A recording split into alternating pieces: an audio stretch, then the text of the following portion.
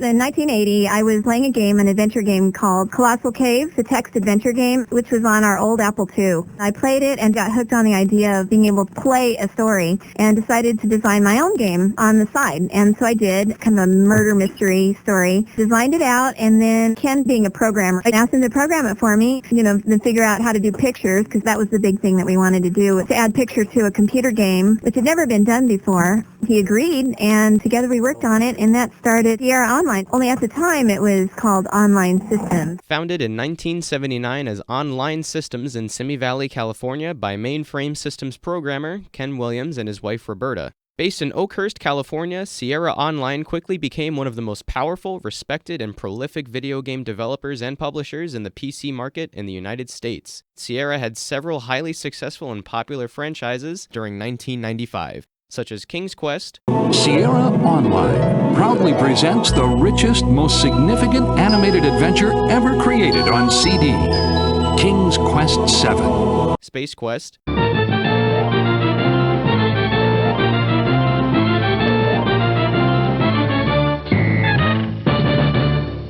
Police Quest. We use all of our tactics and all of our training to resolve a situation without hurting anyone. But sometimes there's no way around that, and when that happens, it's the suspect that he decides the way it's going to end. Quest for Glory.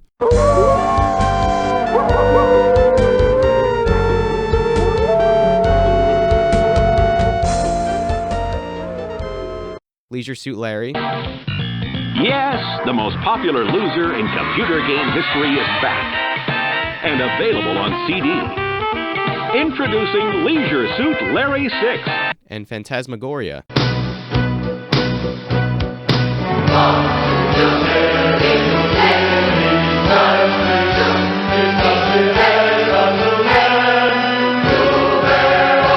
Who would have believed that 4 years later, Sierra would be falling apart?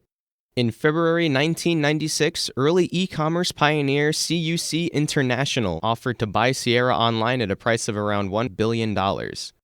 Walter Forbes, the CEO of CUC International and a member of Sierra's own board of directors since 1991, proposed the deal at a board meeting to co-founder, CEO, and chairman of the board, Ken Williams.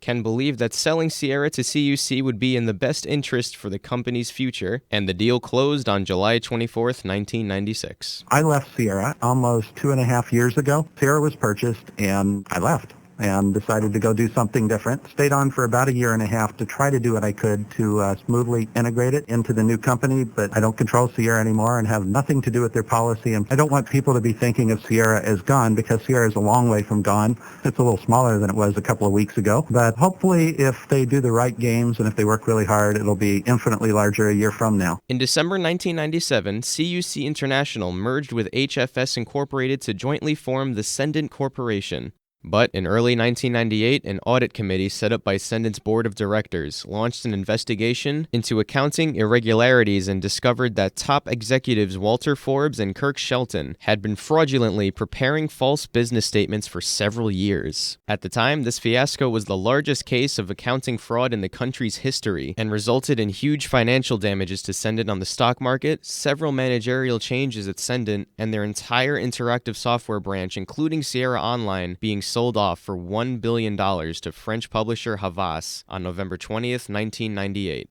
This was the third time that Sierra had been owned by another company in the past 3 years. Today marks 20 years since Chainsaw Monday, the nickname for major layoffs that occurred at Sierra's development studio in Oakhurst, California on February 22nd, 1999. A company closes its doors and a big employer in Madera County disappears. Our Mark Cotta explains why Sierra Online has decided to pull out of the local economy.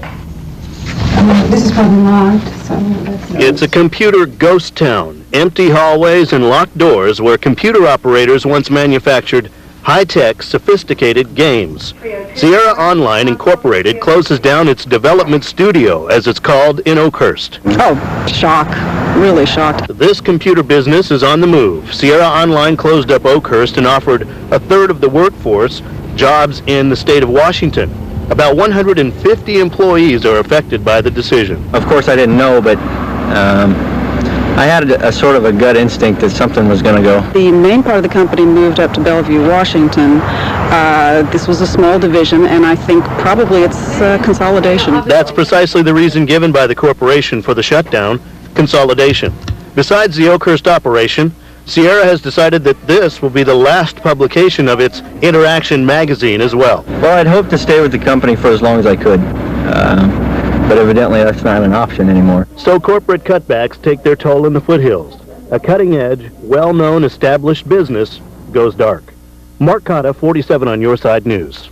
250 employees, a third of Sierra Online, lost their jobs, with those who weren't laid off moving to Sierra's headquarters in Bellevue, Washington. Havas closed the studios in Oakhurst, California, ending 20 years of Sierra's operations within the town, and it is widely reported that production materials, including concept art, Betamax tapes, and source code from some of Sierra's most iconic games were taken to landfill.